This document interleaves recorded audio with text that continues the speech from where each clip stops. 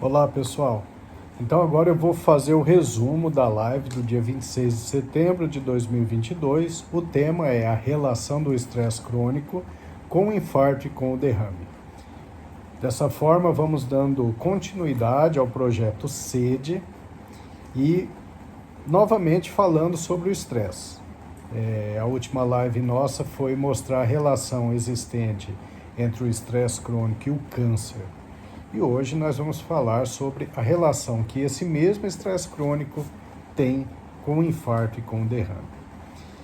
Observando no dia a dia, a gente pode notar que as pessoas mais estressadas, mais ansiosas, mais nervosas, mais sobrecarregadas, elas acabam tendo com mais frequência o infarto ou o derrame.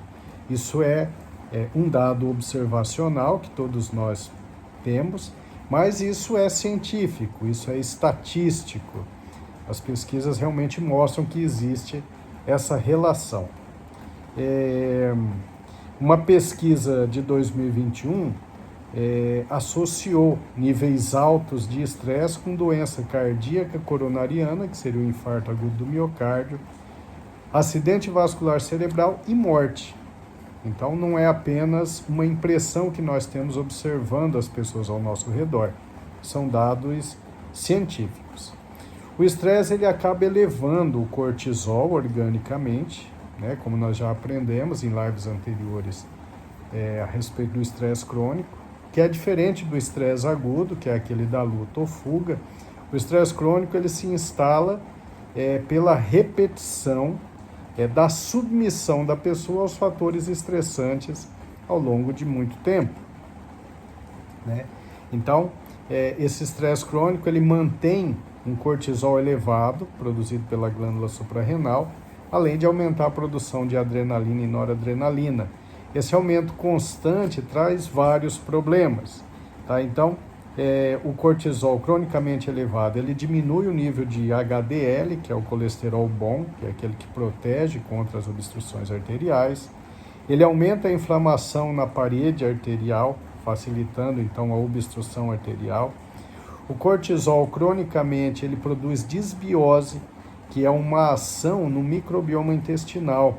O cortisol ele acaba fazendo um desequilíbrio desse microbioma e produz a chamada disbiose, com aumento da permeabilidade da parede intestinal, com consequentes problemas graves de maior absorção de carboidratos de alto índice glicêmico, mas também absorção de substâncias nocivas que ficariam ali na luz intestinal e acabam chegando na corrente sanguínea, como por exemplo restos de bactérias, como os lipopolissacárides, por exemplo.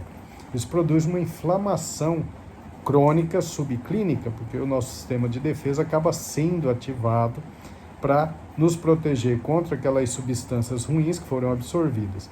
Mas essa inflamação crônica, apesar de não dar sintoma, ela tem uma relação forte com alterações das estruturas arteriais, né, aumentando então a chance do derrame e do infarto.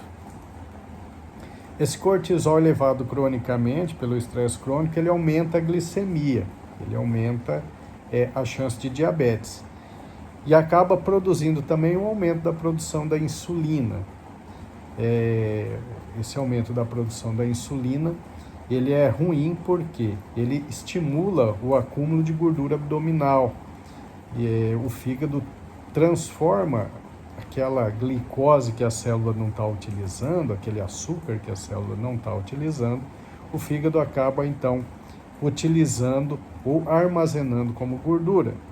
Por quê? Tem tanta glicose à disposição que a célula vai perdendo a sensibilidade à ação da insulina para fazer a absorção dessa glicose e acaba então produzindo um acúmulo de gordura. Então o estresse crônico está associado ao aumento de peso e ao acúmulo de gordura abdominal, que é muito ruim para a saúde, que tem uma ação pró-inflamatória contínua e isso pode contribuir, obviamente, tanto para o infarto quanto para o derrame.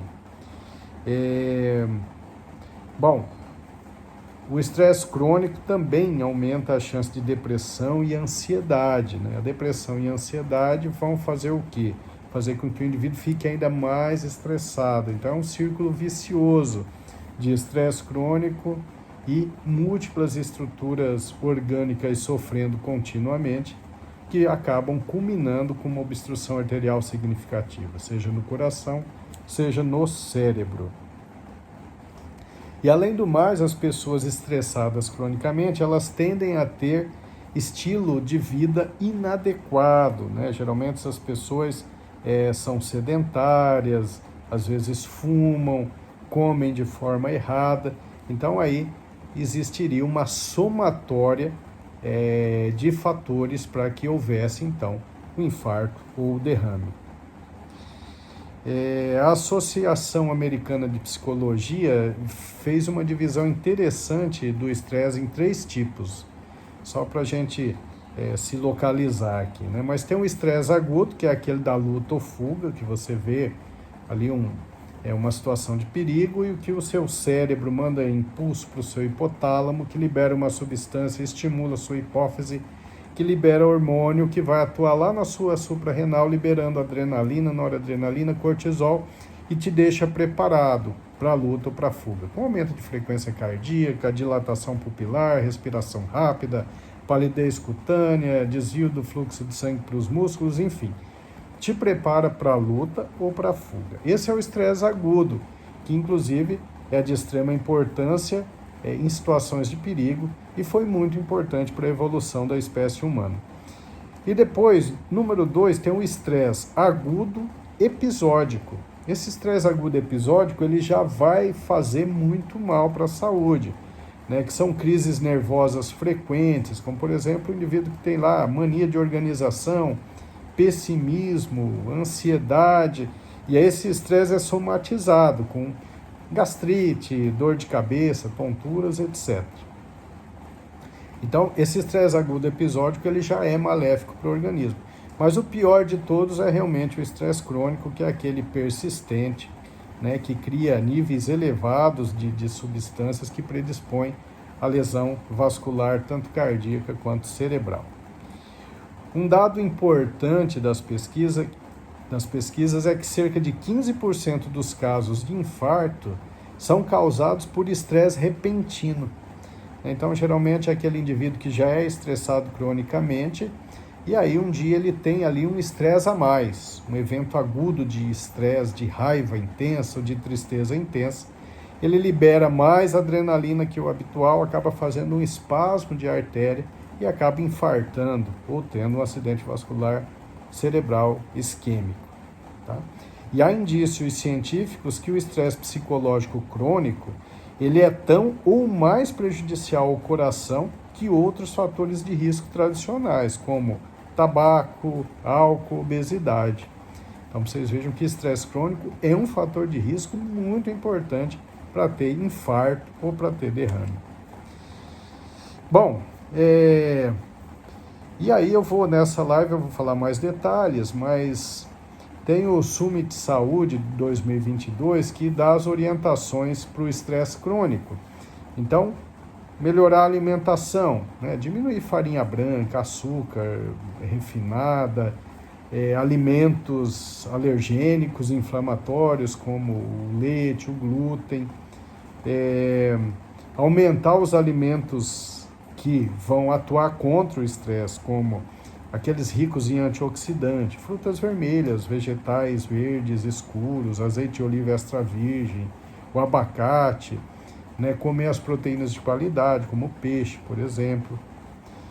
Número 2, melhorar a qualidade do sono das pessoas, né?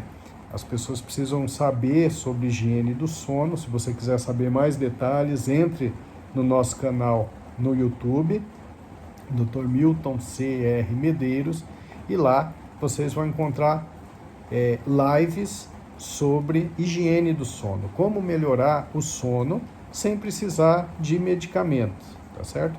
Dormir bem é importante para o combate ao estresse. Número 3, meditação, né? São muitas as pesquisas científicas que mostram que a meditação melhora os níveis de serotonina, dopamina, de endorfinas no cérebro e que também é capaz de reduzir o nível de cortisol na corrente sanguínea. Ou seja, a meditação tem uma ação anti-estresse. Tá? Então, isso não é mais nada de místico, não é nada de religioso, isso realmente é científico. A meditação é um fator protetor importante contra o estresse crônico e suas consequências.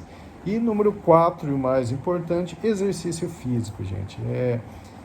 O exercício físico é um protetor fantástico contra o estresse, ele atua melhorando os níveis de neurotransmissores cerebrais, os níveis de fatores de crescimento neurotróficos do cérebro, tem a capacidade de reduzir níveis de cortisol sanguíneo, melhora o microbioma intestinal. O exercício físico é, sem dúvida nenhuma, um fator protetor fundamental contra o estresse crônico, tá certo? Então, é isso, espero que vocês aproveitem esse resumo e se assistirem a live é muito melhor, porque podem tirar as suas dúvidas em tempo real. Muito obrigado pela atenção.